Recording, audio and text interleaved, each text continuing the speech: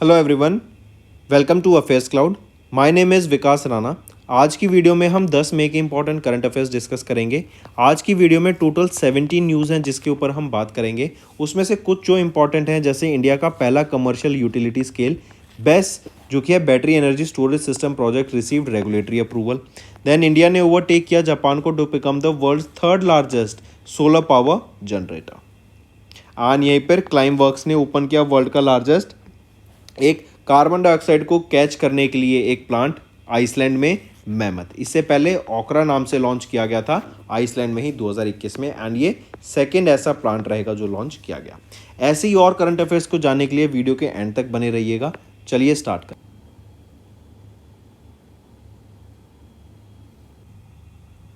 Welcome to affairs cloud. ये एक one stop solution है फॉर करंट अफेयर्स। आप हमारे क्रैक करंट अफेयर्स को जाके यहाँ से बाय कर सकते हैं from our application and use Vikas 10 coupon code, ताकि आपको एडिशनल 10% डिस्काउंट मिल सके। एंड इसी के साथ साथ बच्चों, हम डेली बेसिस पे एक स्टूडेंट को सेलेक्ट कर रहे हैं जो बेस्ट कमेंट करता है आंसर्स, एंड उसको हम डेली बेसिस पे हम एक बच्चे को यहाँ पर फ्री सब्सक्रिप्शन प्रोवाइड कर रहे हैं पूरे साल का ऑफ अफेयर्स क्लाउड।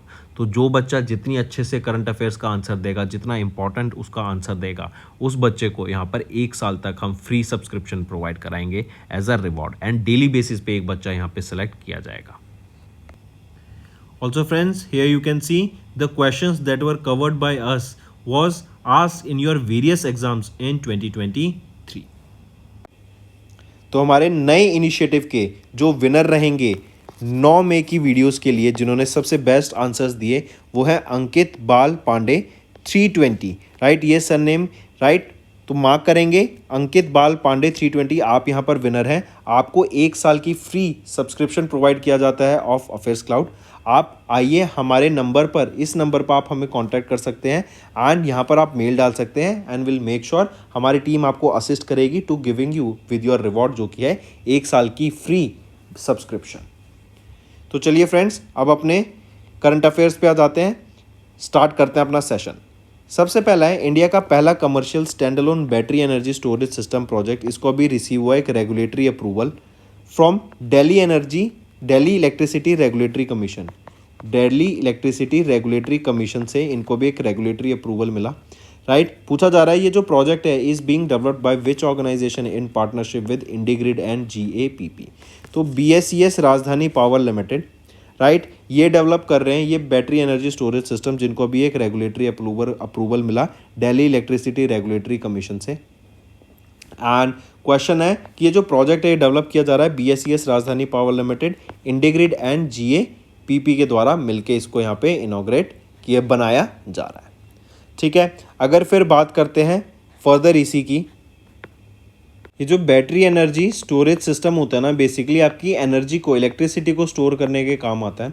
एंड जैसे हम जानते हैं, जैसे अभी समर सीजन चल रहा है, तो समर के सीज़न में जो आपकी इलेक्ट्रिसिटी की डिमांड होती है वो काफ़ी ज़्यादा पीक पर होती है, बढ़ जाती है। तो ऐसे टाइम पे जो इलेक्ट्रिसिटी की फ्लक्चुएशंस होती हैं नीड की, उसको हम कैटर कर सकें कि मान लो एकदम ज़्यादा नीड आ गई, तो उसको यहाँ पे पूरा करने के लिए ये सेटअप किया जाएगा। ये प्रोजेक्ट 18 से 20 महीने में बन के रेडी हो जाएगा। एंड यहीं पर अगर देखें, जो प्रोजेक्ट है is unique for its cost effectiveness, as it will बहुत कम टैरिफ यहाँ पे लगाया जाएगा। इवन इसी के साथ साथ अगर हम देखें, जो आपका ये प्रोजेक्ट सेटअप किया जाएगा, ये एक सस्टेनेबल एनर्जी फ्यूचर की तरफ दर्शाता है, करेक्ट। क्लीन फ्यूल को हम यहाँ पे यूज़ करेंगे, correct, to store this energy. फिर अगर बात करें REC-PDCL क्या है, rural electrification corporation power development and consultancy limited. ये एक होली ऑन सब्सिडरी है REC लिमिटेड की। एंड इन्होंने हैंड ओवर किए 2 प्रोजेक्ट जो हैं स्पेसिफिक स्पेशल पर्पल व्हीकल के, जिनका नेम रहेगा Kallam Transco limited and Jalpura Khurja power transmission limited to their successful bidders. ReNew energy global PLC की बात करें तो इन्होंने एंड जेरा इनकॉर्पोरेशन, ये जापान के लार्जेस्ट पावर जनरेशन कंपनी है, इन्होंने एक अग्रीमेंट साइन किया ताकि ग्रीन अमोनिया का प्लांट सेटअप किया जा सके। कहाँ पर? ग्रीन अमोनिया का प्लांट सेटअप किया जा सके, और कहाँ पर? उड़ीसा स्टेट में। Then grid controller of India limited की बात करें तो इनको अभी डेजिग्नेट किया गया as mini Ratna category 1 CPSE under the ministry of power. ठीक, नेक्स्ट पे आते हैं। नेक्स्ट है इंडियन कोस्ट गार्ड एंड किन्होंने अभी एक MOU साइन किया किस ऑर्गेनाइजेशन के साथ, to ensure the supply of indigenous marine grade steel to enhance the indigenous content in ship building. देखो इंडिजीनियस कंटेंट क्या हो गया कि जो रॉ मटेरियल हमारे इंडिया से ही सोर्स किया जाएगा, राइट जो भी यहाँ पे प्रोडक्ट यूज़ किया जाएगा इस शिप बिल्डिंग में इंडिजीनियस कंटेंट होना चाहिए, indigenous marine grade steel, right. तो यहाँ पे इंडियन कोस्ट गार्ड ने MOU साइन किया इसके लिए किसके साथ, JSP के साथ, जो कि है Jindal steel and power limited के साथ यहाँ पर ये MOU साइन किया गया। फिर इसी की बात करें तो यहाँ पे हमारा बेसिक एम क्या रहेगा कि एक तो इंडिजीनियस कंटेंट को बढ़ावा दिया जा सके, जिससे क्या है इंडिया में मैन्युफैक्चरिंग बढ़ सके, रॉ मटेरियल भी इंडिया का ही यूज़ किया जाए क्योंकि वो प्रोडक्ट भी फिर इंडिया का ही होगा, इंडिजीनियसली डेवलप किया जाएगा। एंड ये MOU हाईलाइट करता है कि जो ट्रिपल प्री मॉडल्स है ना वो कॉम्प्लेक्स सिक्योरिटी चैलेंजेस को पूरा करने में काफ़ी ज़्यादा हेल्पफुल रहते हैं। अगर इंडियन कोस्ट गार्ड की बात करें तो 1 फरवरी 1977 को इसको इस्टेब्लिश किया गया था। राकेश पाल यहाँ के डायरेक्टर जनरल रहेंगे एंड न्यू दिल्ली में इसका हेडक्वार्टर रहेगा। JSW स्टील की बात करें तो 19 जनवरी को इंडिया का पहला national highway steel slag rod section यहाँ पे इनॉग्रेट किया गया था। नेशनल हाईवे 66 पे इसको बनाया गया है एंड किसके द्वारा बनाया गया है, वो है JSW स्टील के द्वारा बनाया गया है। ये मुंबई महाराष्ट्र बेस्ड कंपनी है। देन राष्ट्रीय इस्पात निगम लिमिटेड की बात करें RINL की, तो इन्होंने NTPC के साथ यहाँ पे टाइप किया, नेशनल थर्मल पावर कॉरपोरेशन के साथ एक MOU साइन किया for the supply of 9 lakh metric tons of limestone. 9 lakh metric tons of limestone का यहाँ पे MOU साइन किया और आने वाले 5 साल के लिए ये सप्लाई किया जाएगा। जिंदल स्टेनलेस स्टील की बात करें तो यहाँ पे ज्योतिरादित्य सिंधिया जी जो कि मिनिस्टर ऑफ स्टील हैं, इन्होंने वर्चुअली इनॉग्रेट किया इंडिया का पहला ग्रीन हाइड्रोजन प्लांट। और ये जो प्लांट रहेगा ये आपका स्टेनलेस स्टील सेक्टर में रहेगा, कहाँ पर, हिसार हरियाणा में। और हरियाणा में ही हेडक्वार्टर आपका इंटरनेशनल सोलर अलायंस का। नेक्स्ट, किस डिपार्टमेंट या मिनिस्ट्री ने साइन किया एक transformative agreement with Springer Nature group, जो कि एक जर्मन ब्रिटिश अकेडमी है publishing company, to promote access principles and remove barriers to the dissemination of scholarly research. तो वो रहेगा department of atomic energy. Basically यहाँ पर क्या है, इस फील्ड में रिसर्च को प्रमोट करने के लिए एंड जो रिसर्चर्स होते हैं वो जो अपनी रिसर्च को पब्लिश करेंगे उसको ईजी बनाने के लिए एंड उसको मोर एक्सेसिबल बनाने के लिए, ताकि लोग उसको ईजी पढ़ सकें, राइट, एंड फर्दर उसके ऊपर काम कर सकें। इसीलिए यहाँ पर ये अभी एक अग्रीमेंट साइन किया, ट्रांसफॉर्मेटिव अग्रीमेंट साइन किया गया यहाँ पे, TA। ठीक है, फिर यहीं पे अगर मैं बात करूं ministry of electronics and information and technology, ये इंडिया की रहेगी। इन्होंने अभी एक MOU साइन किया ministry of communication of the Republic of Cuba के साथ, ताकि जो डिजिटल पब्लिक इंफ्रास्ट्रक्चर है इंडिया में, उन्होंने जैसे इंडिया की पॉपुलेशन को कैटर करने में काम किया, वैसे ही रिपब्लिक ऑफ क्यूबा में भी ये इम्प्लीमेंट किया जा सके एंड वहाँ पर भी लोग इसके ऊपर काम कर सकें। नेक्स्ट पे आते हैं। नेक्स्ट है फिर आपका डिपार्टमेंट ऑफ हायर एजुकेशन। अगर इनकी यहाँ पे बात करें डिपार्टमेंट ऑफ हायर एजुकेशन की, ये मिनिस्ट्री ऑफ एजुकेशन के अंडर आता है और इन्होंने भी गाइडलाइंस रिलीज़ की फॉर कोचिंग सेंटर। उस गाइडलाइन के अंडर आता है कि कोई भी 16 साल से छोटे बच्चे को यहाँ पे एनरोल नहीं करेंगे। 5 से 6 घंटे की आपकी क्लासेस होनी चाहिए, राइट। जो भी फीस होगी, जो भी आपका कोर्स का ड्यूरेशन होगा, स्ट्रक्चर होगा, सिलेबस होगा, सब कुछ यहाँ पर आपको ऑनलाइन मेंशन करना पड़ेगा, करेक्ट। देन आ जाता है department for promotion of industry and internal trade, DPIIT, correct. अगर इनकी बात करें, इन्होंने डाटा रिलीज़ किया, ये आ जाता है ministry of commerce and industry के अंडर। एंड इन्होंने FDI के ऊपर यहाँ पे डाटा रिलीज़ किया, जिसमें बताया इंडिया में जो FDI है वो 13% से गिरावट देखने को मिल रहा है in the third quarter of 2023, जो कि आपका अप्रैल से दिसंबर 2023 का। ठीक है, नेक्स्ट आ जाते हैं। इंडिया ने सरपास किया जापान को to become the world's third largest producer of which power generating 113 terawatt per hour. तो इंडिया ने सरपास किया जापान को and India third largest producer बन गया है सोलर एनर्जी का, right. Take a note of this, third largest solar producer बन गया India in the world. Japan को सरपास कर दिया है। इंडिया प्रोड्यूस कर रहा है 113 टेट्रावाट पर आवर, वहीं पे जापान कितना प्रोड्यूस कर रहा है, 110 टेट्रावाट पर आवर के हिसाब से, राइट। यहीं पे बात करें तो इंडिया की 9th रैंक थी 2015 में। फिर हम देखें, India witness the world's fourth largest increase in the solar energy generation in 2023। यहाँ पर 18 टेट्रावाट पर आवर से हमें ग्रोथ देखने को मिली इंडिया में। वहीं पे चाइना में 156 टेट्रावाट पर आवर की ग्रोथ देखने को मिली, यूएस में 33 टेट्रावाट पर आवर एंड ब्राज़ील में 22 टेट्रावाट पर आवर की यहाँ पे ग्रोथ देखने को मिली 2023 में। अगर मैं बात करूँ वो कंट्री कौन सी है जो कि टॉप प्रोड्यूसर है in terms of solar energy, वो है चाइना। टॉप प्रोड्यूसर है यहाँ पे in terms of solar production, 584 terawatt per hour की यहाँ पे वो एनर्जी जनरेट करते हैं, करेक्ट। एंड ये combined output of USA, Japan, Germany and India. And अगर बात करें जो सोलर पावर वो 5.5% थी of the global electricity in 2023। वहीं पर अगर हम बात करें ग्लोबली जो रिन्यूएबल एनर्जी का कंट्रीब्यूशन है वो 30% रहता है ग्लोबली इन 2023। वहीं पे अगर हम बात करें China, they accounted for 51% of the additional global generation and 60% of the global wind generation. अगर बात करें हमारे इंडिया की, तो इंडिया 78% ऑफ द इलेक्ट्रिसिटी की जो नीड है वो पूरा करता है फॉसिल फ्यूल से। एंड इंडिया का टारगेट है कि हमें 2030 तक यहाँ पर जो रिन्यूएबल एनर्जी कैपेसिटी है उसको 509 गीगावाट तक पहुँचाना है। अगर कोल सेक्टर की अगर हम बात करें या कोल लॉजिस्टिक प्लान एंड पॉलिसी की बात करें, इससे जो लॉजिस्टिक है वो काफ़ी ज़्यादा बेटर हो जाएगा, राइट। हमारा लॉजिस्टिक अच्छा होगा तो उसमें कॉस्ट रिडक्शन हो सकती है। एंड ये एक्सपेक्ट किया जा रहा है कि 21,000 करोड़ रुपए यहाँ पे इस लॉजिस्टिक पॉलिसी हमें काफ़ी ज़्यादा सेफ होंगे एंड काफ़ी ज़्यादा बेटर देखने को मिलेगा। देन अगर विंड एनर्जी की बात करें तो टेक्नोलॉजी जाइंट गूगल, इन्होंने पार्टनर किया अभी रिसेंटली एक पावर परचेज एग्रीमेंट साइन किया है with the offshore projects of the Netherland, ताकि ग्रीन एनर्जी सप्लाई के टारगेट्स को ये मैच कर सकें। हाइड्रो एनर्जी की बात करें तो Ratle hydro electric power corporation limited and Megha engineering infrastructure limited, इन्होंने अभी एक कॉन्ट्रैक्ट साइन किया ऑफ 850 मेगावाट का ये कॉन्ट्रैक्ट रहेगा and it is for the Ratle hydro power project जो कि चेनाब रिवर पे बनाया जाएगा in the Kishtwar district of Jammu and Kashmir. Next आ जाते हैं, किस कंपनी ने भी ओपन किया वर्ल्ड का largest operational direct air capture DAC to storage plant named Mammoth. तो ये एक डायरेक्ट एयर कैप्चर रहेगा, राइट। कार्बन डाइऑक्साइड को ये कैप्चर करके, राइट, ये प्लांट उसको अंडरग्राउंड दफना देगा in the form of rocks, right, with time, क्योंकि कार्बन है, विद टाइम वो रॉक्स बन जाएगा, धूल मिट्टी बन जाएगा, राइट। तो बेसिकली इसका एम क्या रहेगा कि कार्बन डाइऑक्साइड को एयर से कैप्चर करके अंडरग्राउंड दफना दें, राइट, एज अ रॉक। तो ये रहेगी Climeworks AG। Take a note of this. इनका ये सेकेंड प्रोजेक्ट रहेगा, सेकेंड प्लांट रहेगा जिसका नाम है मेमथ। जो पहला प्लांट था उसका क्या नाम था, वो था ऑर्का एंड ये ऑर्का से काफ़ी बड़ा प्लांट रहेगा, ये भी याद रखेंगे।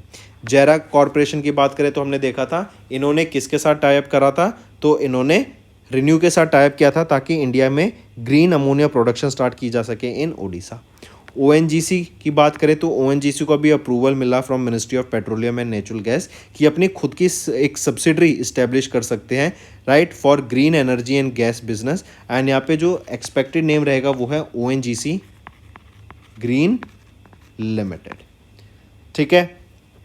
फ्लाईवायर की बात करें तो ये फ्लाईवायर ये बॉस्टन USA बेस्ड एक ग्लोबल पेमेंट सॉफ्टवेयर कंपनी है। इन्होंने अभी recently SBI state bank of India के साथ पार्टनर किया ताकि जो क्रॉस बॉर्डर एजुकेशन पेमेंट्स है ना उसको बढ़ावा दिया जा सके, उसके लिए एक फ्रेमवर्क लाया जा सके। एंड जो इंडियन स्टूडेंट्स परस्यू कर रहे हैं स्टडीज़ अब्रॉड उनको यहाँ पे हेल्प करने की बात की जाएगी इस पार्टनरशिप के अंडर। नेक्स्ट आ जाता है, which bank has partnered with e-banks to streamline the cross border payment processing and enhance global commerce opportunities for international merchants and Indian customers in India. तो याद रखेंगे किस बैंक ने पार्टनर किया ई-बैंक्स के साथ, तो वो है येस बैंक। येस बैंक ने यहाँ पर इनके साथ पार्टनर किया है ताकि जो पेमेंट प्रोसेसिंग है ना इंडिया में for the global digital economy उसको स्ट्रीमलाइन किया जा सके, ईजी बनाया जा सके। क्योंकि हम जानते हैं अब जो ट्रेड होते हैं ना वो ग्लोबल होते हैं। आप इंडिया में बैठ के बाहर के देशों में भी अपने प्रोडक्ट को ईजिली, अपने सर्विसेज को ईजिली सेल कर सकते हैं, राइट। तो जो पेमेंट सिस्टम भी है उसी तरीके से सेफ एंड सिक्योर होना चाहिए, ईजी होना चाहिए, जिससे जो ट्रेडर्स हैं, जो बिजनेसमैन हैं, उनको अपने बिजनेस को रन करने में दिक्कत ना आए एंड उनकी जो पेमेंट है वो ईजिली हो सके।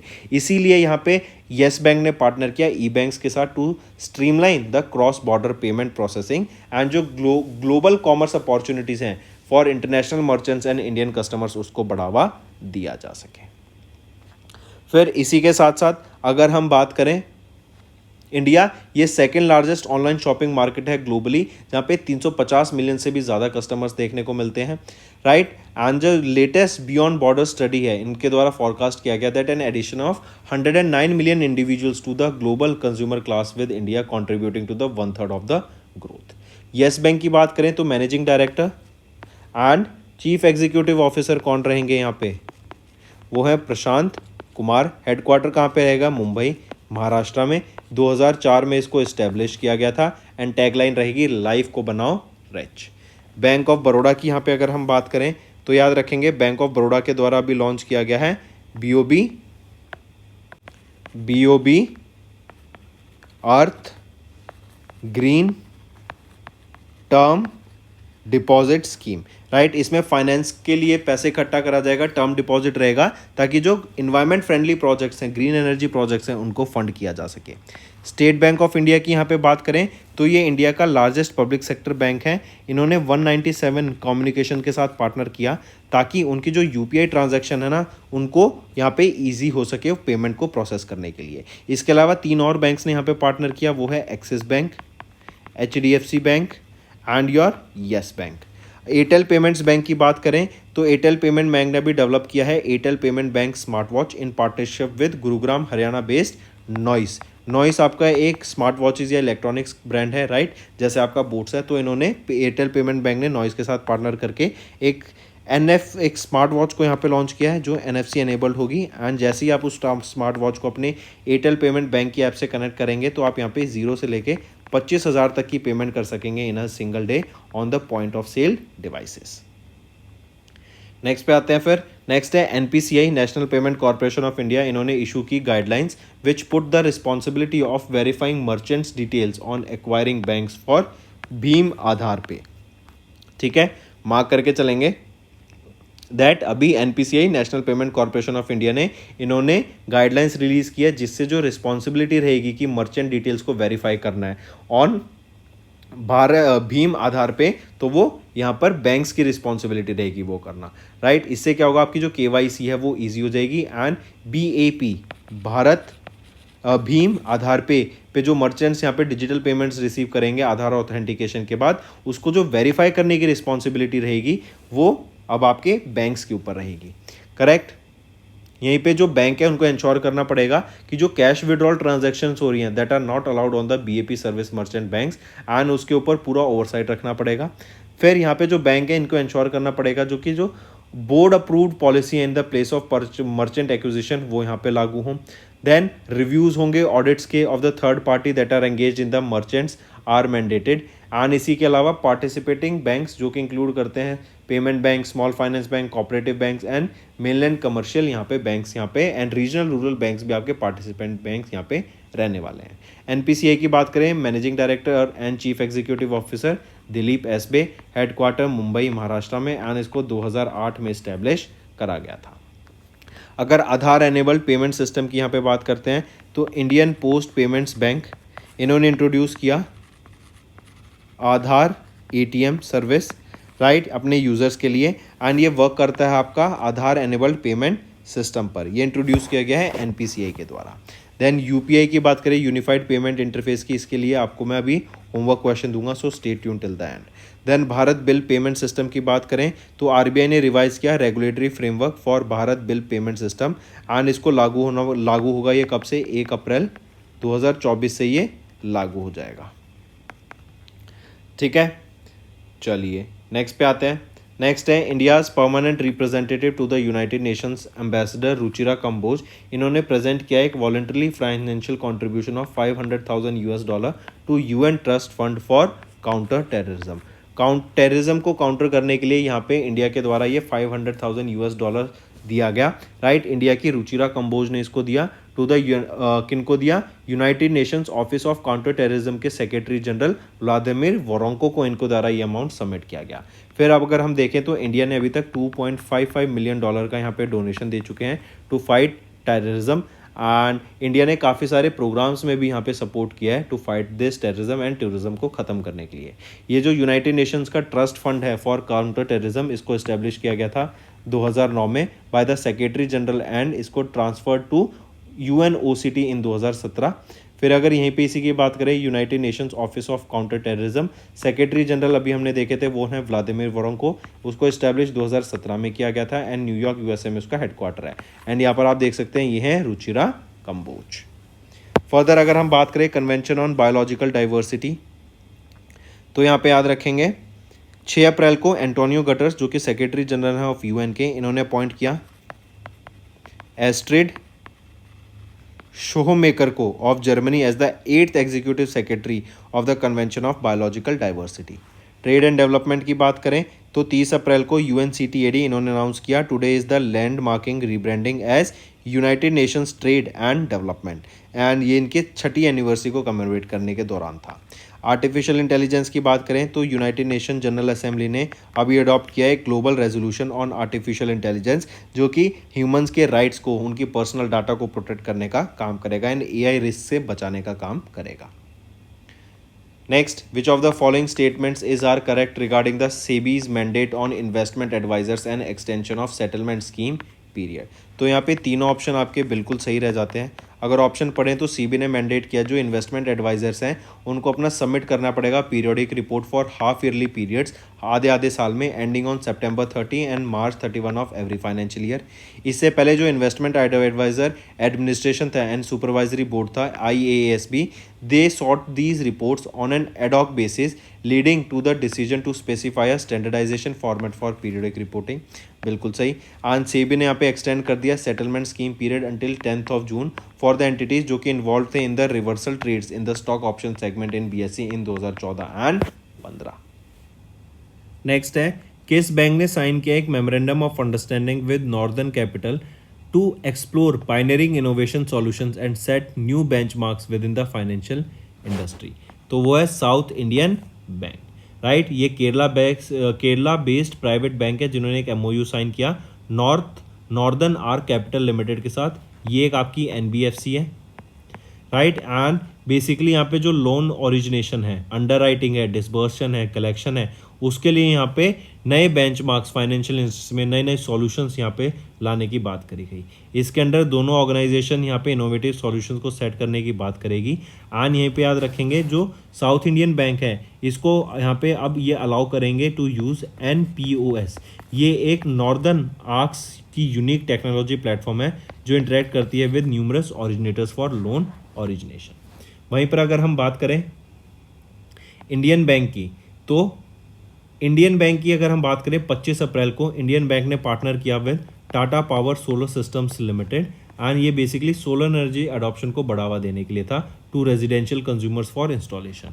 RBL बैंक की बात करें, RBL bank and Bengaluru Karnataka based innovative technologies private limited, इन्होंने कोलैबोरेट किया टू क्रिएट ओमनियम। ये एक advanced omni channel payments platform है design for forward thinking retailers in India.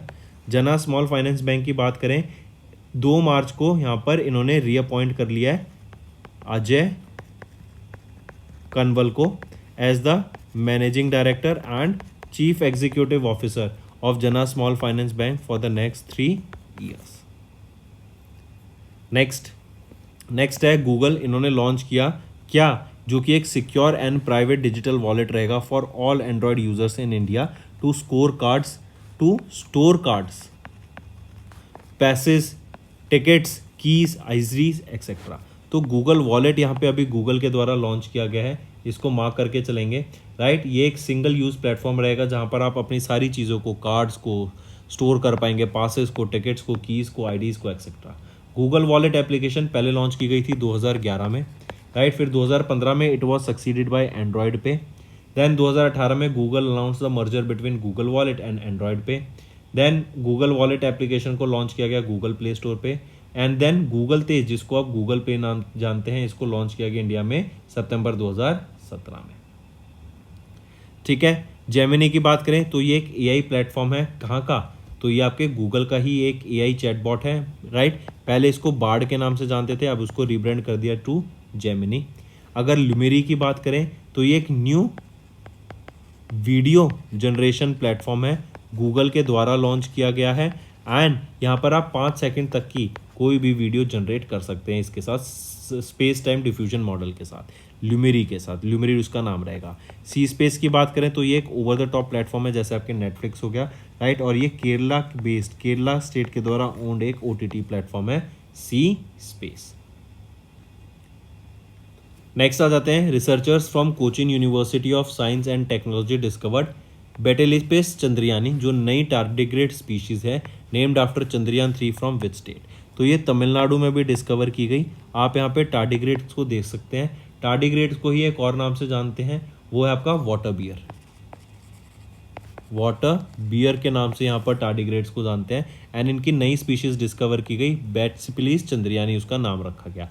Chandrayaan 3, right, जो इसरो का मिशन था, राइट, इनको ऑनर करने के लिए यहाँ पे इस टार्डिग्रेड की स्पीशीज का नाम बेटेलिस्पेस चंद्रयानी रखा गया। अगर यहीं पे केरला की बात करें तो रिसर्चर्स ने अभी नई स्पीशीज ऑफ इम्पेशंस को डिस्कवर किया गया, राइट, एंड इसका नाम रखा गया इम्पेशंस नियो अनसेनाटा। ठीक है, एंड ये केरला तमिलनाडु, केरला में त्रिवंतपुरम केरला में डिस्कवर की गई at Agasthyamala bio reserve. Then Maharashtra की बात करें तो महाराष्ट्र में अभी एक नया प्लांट स्पीशीज डिस्कवर किया गया, जिसका नाम रखा गया पॉलीगोनम चतुर्भुजनम, राइट, इसको डिस्कवर किया गया पेंच टाइगर रिजर्व में इन नागपुर महाराष्ट्र। वेस्ट बंगाल की बात करें तो यहाँ पर एक नया सी स्लग डिस्कवर किया गया है, सी स्लग का नाम रहेगा मेलेनकॉलमिस द्रौपदी, मेलेनो कैलमिस द्रौपदी, एंड द्रौपदी मुर्मू हम याद रखेंगे, द्रौपदी मुर्मू मैम ये 15th प्रेसिडेंट हैं इंडिया की, एंड इनके बेसिस पे इसका नाम रखा गया।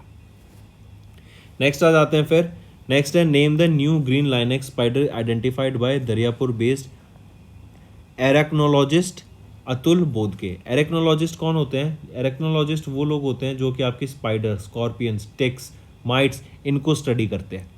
ठीक है, अतुल बोदके वो हैं, and Churu district of Rajasthan से बिलोंग करते हैं। तो उन्होंने जो नई ग्रीन लाइनेक्स स्पाइडर स्पीशीज को डिस्कवर किया गया, उसका नेम रहेगा प्यूसिटिया चंपारण जी रिविन, राइट, ये उसका नाम रहेगा इस नई Linux, green lynx spider species का। फिर इसी के अलावा अगर बात करें ब्रूसिथुआ इसरो, राइट, ब्रूसिथुआ इसरो की अगर हम बात करें तो साइंटिस्ट के द्वारा, ये रिसर्चर्स के द्वारा डिस्कवर किया गया नई species of deep sea isopod, जिसका नाम रखा गया ब्रूसिथुआ इसरो, और इसरो के नाम के बिहाफ पे इसका रखा गया। देन इंडोप्रिया अंगुलाटा, ये एक नई स्पीशीज है ऑफ वेस्प, जो कि डिस्कवर की गई by the zoological survey of India के scientist in Kolkata, west Bengal. Then Sigaretis conjuncta, researchers from national centre for biological science, जो कि बेंगलुरु कर्नाटका में है, इन्होंने एक नई बटरफ्लाई की स्पीशीज यहाँ पे डिस्कवर की गई, जिसका नाम है सिगरेटिस कंजक्टा, और कहाँ पर?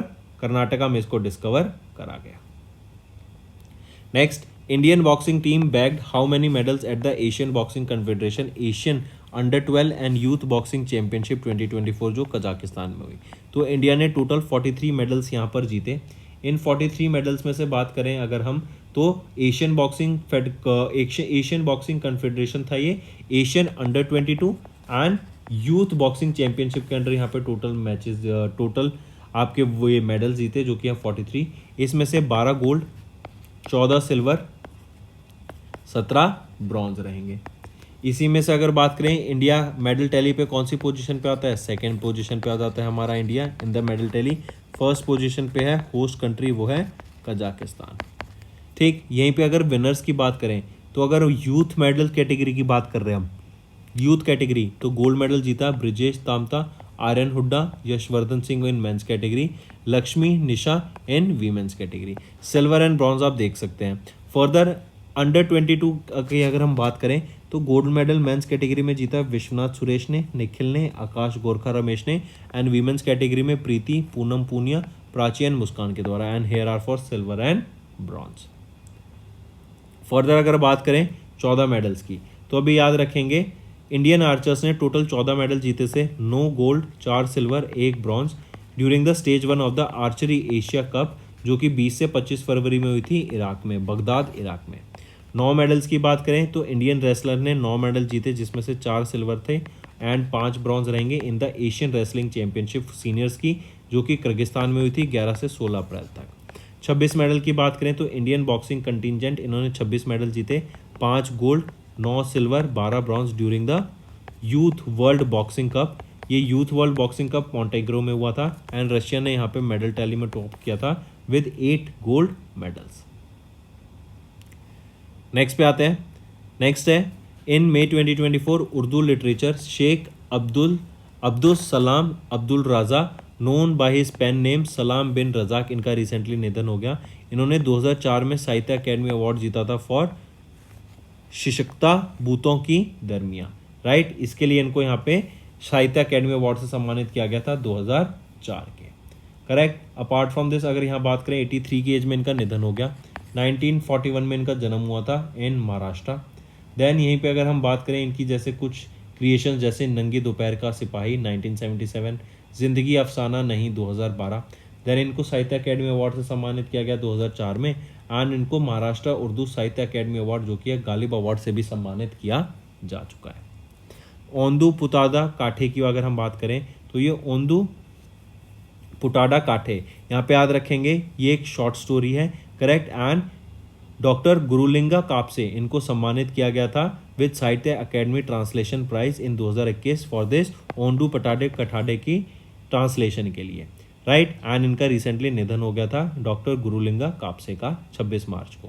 देन बात करें शाहदाबा, ये renowned Urdu poet Munawwar Rana, right. इनका निधन हो गया at the age of 71 in Lucknow UP and इनको साहित्य अकेडमी अवार्ड से सम्मानित किया गया था 2014 में for his poetry book that is Shahdaba. Then नार खातून काजल वानस की अगर हम बात करें तो मीर मोहम्मद फारूक नाजकी, ये एक प्रोमिनेंट ब्रॉडकास्टर है, पोएट है and Sahitya Akademi award winner है, जिनका निधन हो गया at the age of 83 in Katra Jammu and Kashmir. And 1995 में इनको साहित्य अकेडमी अवार्ड से सम्मानित किया गया था in Kashmiri language for his book जो है नार हाथू का वाना, मतलब fire in the eyelashes. Next आ जाते हैं। नेक्स्ट आपका world red cross and red crescent day 2024 का ऑब्जर्व किया जाता है to honour the volunteers and staffs of the international red cross and red crescent movement, जो ऑब्जर्व की जाती है on which day under the theme keeping humanity alive. तो 8 मई को ये डे ऑब्जर्व किया जाता है, बेसिकली मार्क करके चलेंगे।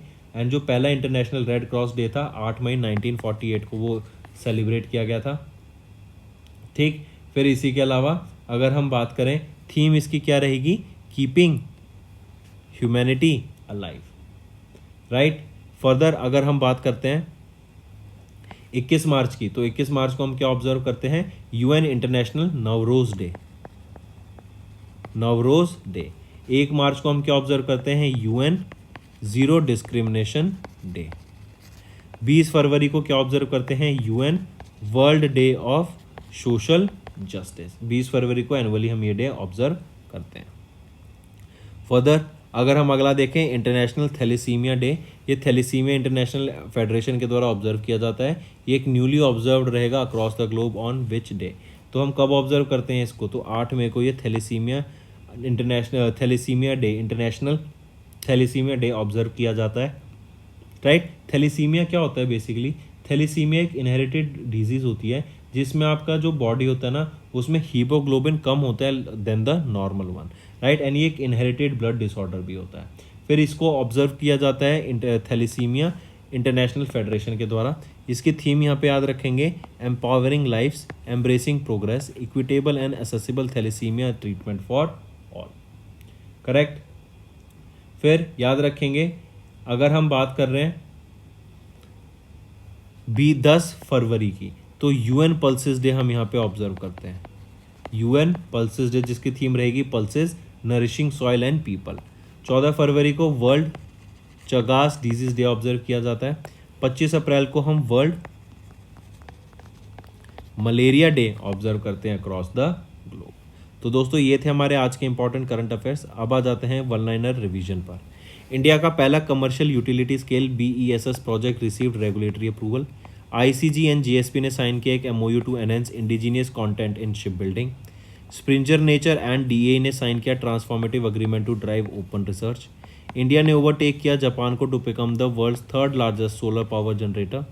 क्लाइमवर्क्स ने ओपन किया वर्ल्ड का largest DAC direct to basically जो कार्बन डाइऑक्साइड है उसको कैप्चर करने के लिए प्लांट रहेगा मेमथ इन आइसलैंड। ये सेकंड प्लांट है, पहला जो प्लांट था वो था ओकरा। देन येस बैंक इन्होंने पार्टनर किया ई बैंक्स के साथ to empower cross border commerce in India. NPCI इन्होंने इशू की guidelines for merchant acquisition of भीम आधार पे। इंडिया ने कंट्रीब्यूट किया $500,000 to UN trust fund for counter terrorism. SEBI ने मैंडेट किया standardise periodic reporting for investment advisers. South Indian bank ने एक MOU sign किया नॉर्थ आर्क कैपिटल के साथ to set new benchmark in the financial sector. Google ने launch किया Google wallet for Android users in India. Batillipes chandrayaani right, ये एक नई टार्डिग्रेड की स्पीशीज है जो कि डिस्कवर की गई in Tamil Nadu named after Chandrayaan 3। Then प्यूसिटिया छपारा निरिविन, ये एक नई ग्रीन लाइनेक्स स्पीशीज है जो कि डिस्कवर की गई है from the researchers from Rajasthan. Then Indian boxers इन्होंने क्लिंच किए 43 medals in ASBC Asian under twenty two and youth boxing championship 2024। Sahitya Akademi award winning Urdu literature Salam bin Razak इनका रिसेंटली निधन हो गया। Then world red cross and red crescent day ये ऑब्जर्व किया जाता है 8 मई को। एंड वर्ल्ड थैलेसीमिया डे ये भी 8 मई को ऑब्जर्व किया जाता है। तो दोस्तों अब चलते हैं कुछ होमवर्क से रिलेटेड पर। हम जानते हैं हमने एक नया इनिशिएटिव स्टार्ट किया है जहाँ पर हम आपको फ्री सब्सक्रिप्शन प्रोवाइड कराएंगे, उसी का ये कंटेस्ट रहेगा। एंड उससे रिलेटेड आपको मुझे 3 टॉपिक्स के ऊपर इंडिविजुअली 3 इंपॉर्टेंट करंट अफेयर्स बताने हैं फॉर द लास्ट 4 मंथ्स। तो 3 करंट अफेयर्स MEITY के बताएंगे, ministry of electronics information and technology के, 3 artificial intelligence and 3 solar energy से रिलेटेड इंपॉर्टेंट करंट अफेयर्स बताने हैं। एंड जो बच्चे यहाँ पे बेस्ट आंसर प्रोवाइड कराएंगे उन्हीं को यहाँ पे हम रिवॉर्ड करेंगे with 1 year full free subscription. So that's all for the day friends. Good night and take care.